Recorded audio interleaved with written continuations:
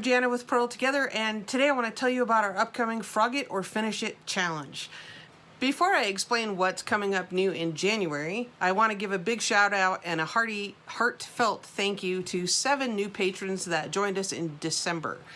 So thank you very much to Anika, Haunani, my apologies if I did not pronounce your name correctly, Janie, Diane, Terri, Laura, and Sarah. Thanks so much for joining the Purl Together patron family. If you'd like to know what that's all about, head on over to patreon.com/Purl Together. And for a small monthly pledge, you get some benefits and perks for being a patron. And you can go check out the different levels of support and what I'm offering for your patronage. Again, that's patreon.com/Purl Together. Most of us, if we've been knitting for a while, we have all these little works in progress, or WIPs as we call them, laying around in states of various finish or not finish. And if you're like me at all and you tend to have a little cast on itis or be a little bit of a squirrel, the next new thing comes, you're like, oh, I want to knit that. And then you cast it on and you work through it. And then something else comes along and you cast that on and you work a little bit on that. And then you go back to the first thing or the second thing. And then before you know it, like me, you have 12 or 13 WIPs laying around in various stages of completion. And it's not that you don't love them or that you don't want to finish them, but the next new thing comes along. So instead of starting a new knit along for the new year, we're going to clean up the WIPs. Frog it or finish it. Now, there's lots of criteria for frogging it. What works for you might not work for me, or vice versa. So take all this with a grain of salt. These are just meant to be suggestions for how you might deal with your WIP pile. Now, some of you might only have 1 or 2 WIPs, and that's totally cool. Maybe you only have a handful, or maybe you are like me and you have a dozen or more, or 2 dozen. So there's several things to think about. 1, do you love it? Do you still love it? Because things change. You know, your affinity for things changes. You might have loved the yarn initially, but now you're kind of like, I'm not kind of feeling it anymore. Maybe it got put aside because you were a little bit stuck and you're not sure where you are in the pattern, or there's a technique that you're not sure about. So the whole point of this challenge is for all of us in the Purl Together community to support you. So we can either help you find your way in the pattern, figure out why you're stuck and maybe help with a technique or some inspiration or encouragement to get those WIPs knocked out. So the way you might want to go about this, the first thing I did, my plan looks like this. I'm making a list. I'm going to make a list of all the WIPs. Now I have most of them on my Ravelry projects, but not all of them because some of them might be for a gift. And I don't necessarily want to put it on there until it's done and mailed. That's totally okay. So I'm going to make a list, and there's a couple ways of going about this. You can do the kind of the Dave Ramsey method where you pay off the little debt first and then you use that money to pay off the bigger debt. So same kind of thing where you might work on the smaller projects that are easier to complete, and maybe in a bigger project that's close to completion, and you get those things busted right out, so then you can invest your time in those larger projects that are going to take more time to complete. So you want to put your WIPs in whatever order makes sense for you. Another suggestion might be the Gideon Method, and I'll put a link to a blog article that I saw last year about that over at woolandhoney.com. So the Gideon Method is where you put your WIPs in whatever order makes sense to you, and then you have 12 knitting hours, or maybe you have 4 knitting hours, or 6 or 8 knitting hours, whatever you think works best for you. But you set, we'll go with 12 because that's how the article was written originally. Now that might be 1 hour in the evening, that might be 30 minutes here or there, or at your lunch hour at work, or it could be a whole entire Saturday. But whatever it is, you work on that project for 12 hours, 12 knitting hours, or until it's finished. When either one of those things occurs, you take that project and you put it to the back of the line if it's not done, or if it is done, then hooray. Check that off and move on. And that's how you go about completing that. Now, I'm not sure how I feel about that because I have a couple of projects that are more complicated in my WIP pile, and I'm not sure. I kind of get in the groove, and I'm a little concerned that I'll lose my mojo if I only work on it for, a certain number of hours and then put it to the back of the line. I might kind of lose my groove of where I was in the pattern, especially if it's a little more complicated, like a couple of things that I have. So I may or may not do that, or I might do it for part of the WIPs that I have and then maybe really focus on that more challenging project until it's done. So the point is there's no hard and fast rule. You just need to know what works for you, or maybe a combination of methods works for you. Maybe you want to work on the most challenging thing first and get it busted out, and you're like, yes, hooray, knitting conquered.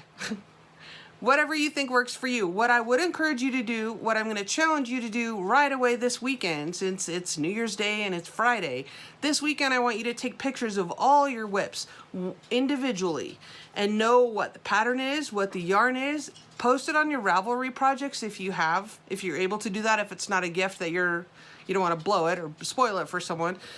But post in a thread that we're setting up on Ravelry, or do it on Instagram and tag me there. You can also do it in the Facebook group if you like. Please do not direct message me, because some of those I don't see and I get too many of them, and finally I just couldn't keep up, and so I don't read them. So either post on Instagram or post in the Purl Together Ravelry group or the Facebook group all of your projects. Make a list and post. That was a cattail that went past. Make a list and post all your projects, and it doesn't matter in what order. You're not committed to anything. It doesn't matter in what order you're going to knit them. Just get them all out there. This is accountability, people. I'm going to do it. I'm going to start the thread with all my photos and what I have going on. And then we can encourage each other and celebrate each other's victories when we conquer our whips. So that's what we're going to do for the month of January. Maybe we'll go into February a little bit. There will be a few little prizes here and there, maybe some download codes for new patterns after you conquer the ones you're working on. Maybe some yarn gifts, we'll see.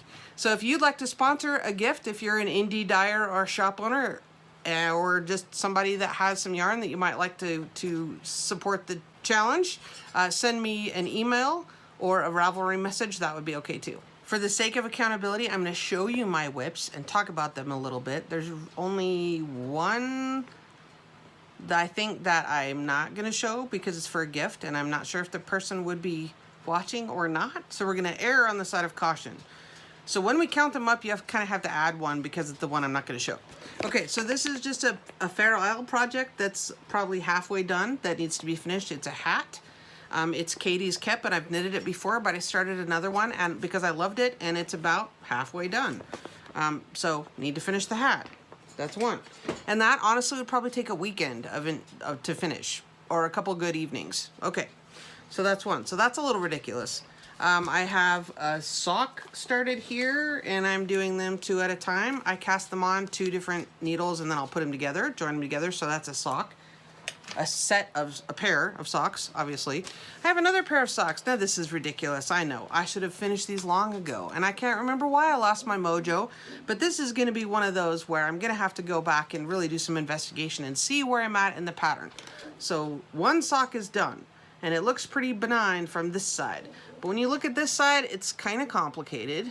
It's got a bunch of twisted stitches and stuff going on. And I've done the leg, and here I am about halfway down.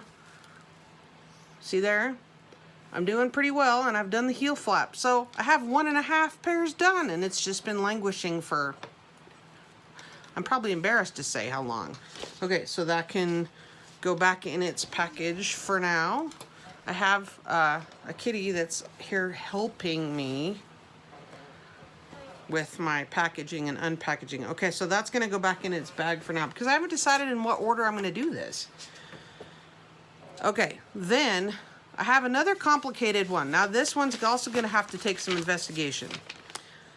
I knitted the whole center of this wrap. This is called the Moorvark shawl. I've talked about this before. I knitted the whole center, then I left it on my desk. It was this big diamond-shaped Celtic knotwork thing in the middle. I'll show you a picture. I don't know if you can see that very well, but it's beautiful. I'll put a link down below. And then, so I had the whole center done, and then you knit it from the center out on each side. But I left it on my desk, and there was a cat incident, and I had a bunch of snag stitches that I couldn't work back in, and it was kind of a mess. So I had to frog the whole thing, and now I've started again. But I really like it, and I want to do it. But it's been sitting languishing because I was a little discouraged about the whole thing.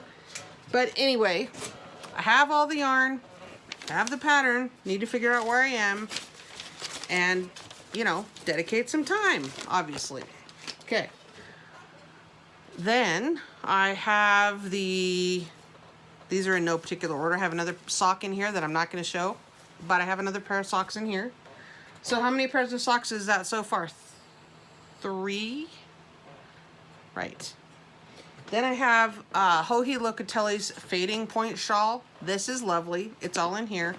I was doing really well on it, but then the holidays came and I had other things I had to do. But anyway, here it's a fade. It's lovely. It's knitted from the outsides in, which is interesting. So that's awesome. Need to get back to that. Okay, that's another kind of intensive, larger project. It's not super difficult, but it will take some time to finish. Okay, so I don't even know how many we're up to now. This one is what I'm currently working on. This is the Rad Vent Throw by Amba O'Brien, and I got all the squares done. And now I'm starting to connect them. So you can see my connecting yarn is here. So I'm connecting all of the squares. So that's not super difficult. That's actually just some Netflix crocheting to connect them all, and then I'll knit the border. And yay. Okay, so that's up here because that strip is completed, and then I have the stack of other squares here in the correct order. So there's that. Then I have another project that's a little, it's a thing I can't show. So count that. Then I have my mother's sweater that many of you have seen before, and the cat is on it. This is baby Hazel. She thinks it's nap time. She's in hellion mode otherwise, but let me show you the pieces to my mother's sweater. This is a difficult pattern, and it's from, many of you have seen this before. It's Vogue Knitting Spring Summer 1994. And it's the kind of thing where, you know, they expect you to have a foundation and to know what you're doing, because they're only going to give you about 3 paragraphs of a pattern in the back. But this is what it's going to look like when it's done. If you can see that. I'm not doing the pockets because I don't, well, I wouldn't mind doing them, but I'm glad I'm not. So my mother said, don't worry about the pockets.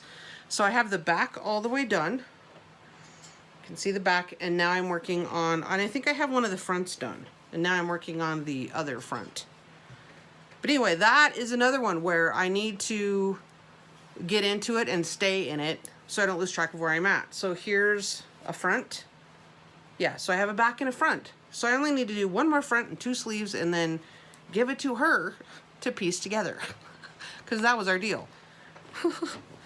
Okay, so that, but you know, you can see where maybe 12 hours is gonna do it, maybe not, probably not. So yeah, I have more than 12 hours of knitting left on that sweater, I can guarantee it. But anyway, I think that's all the whips, and I'm not sure how many that was. So that's, I had, if you were watching my daily Vlogmas with Amba, I had 12 or 13. I have finished 2 in the last week. Yay.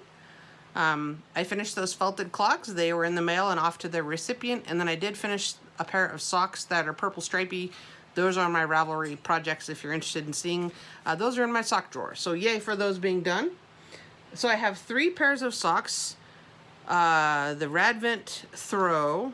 The 2 that I'm not showing. How many is that? 5? 3 pairs of socks, Rad Vent Throw, 2, no, 6. The Fading Point, the Morvark shawl. What else did I say? The Fair Isle hat. I'm looking down because my project bags are down here. So I think that's 9. So I have 9 or 10 things. Yeah. Oh, 11. I have another one that I will show you later in the week. It's a very large king size Afghan that I was starting with Lamb's Pride, Brown Sheep Company Lamb's Pride bulky. So it's very large, very heavy, and I can show you the picture of it. It's a pattern that comes from this book out of Cables Untangled by Melissa Leitman. Fantastic book. This is the Afghan. And you knit, some are squares, some are rectangles, you knit all these modular pieces, and then you know, connect them together with mattress stitch. Well, I have all the yarn. I have about 25% of it completed, and you know, I'm just not feeling it. I just finished the Nora's Vintage Afghan, and that's fantastic, and it's big, and I asked my husband, do we really need another giant Afghan? And he's like, probably not. So honestly, I think that's gonna go in the frog pond. Hence the logo for this series. That's probably gonna go to the pond, and that's okay. That's okay. I will use that yarn or I'll destash it and I'll be liberated by it. So I think I have 11 when you count the giant Afghan that I'm gonna frog. So I'll show you that in more detail on a podcast probably next week or the week after. Okay, so join us over in the Ravelry group or tell me on Facebook, put some photos up, tag me there, show me what you're gonna do, what you're thinking you might knit first, what's gonna get frogged and why. But let me talk about that a little bit.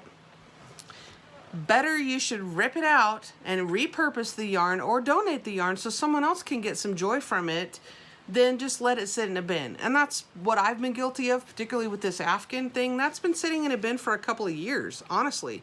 Then there's really no sense in that. I can either use that yarn to, knit a vest, maybe a cabled vest or anything. I think it's superwash, so it's not going to be feltable. But there's lots of other smaller things I can knit with that rather than a bulky king-size Afghan that I may or may not want on my bed. I could do a couple of throws. There's any number of things I could do with that rather than just letting it sit there and stare at me unfinished or 25% done. So it's okay to frog it. It's okay to liberate that yarn and repurpose it. I'll put a link to a video down below where I tell how you can reskein yarn and then steam it and reskein it so it's back into a hank like this. And you should, liberate it. Or finish it. If it's something that you really, really love, and it doesn't matter how long it's been there, if it's something you really love, then spend the time to finish it. You'll be so glad that you did, and you'll be happy to have your wet pile pared down and be ready to cast on the next thing. So guilt really has no place here. You just need to make some hard decisions about whether you love it. Would the yarn be better suited in a different project? Did you stall out on the project just because it was a technique that you were stuck on that maybe we could help with? Or did you just lose your mojo because it was a difficult pattern, or maybe you ran out of yarn and you need to regroup and be creative and think of what else to do? All right, post in the groups. Absolutely, we can help you if you're stuck. I don't know everything there is to know, but I can find out. So, all right, I'm looking forward to seeing what you've decided to frog or finish. Thanks for watching.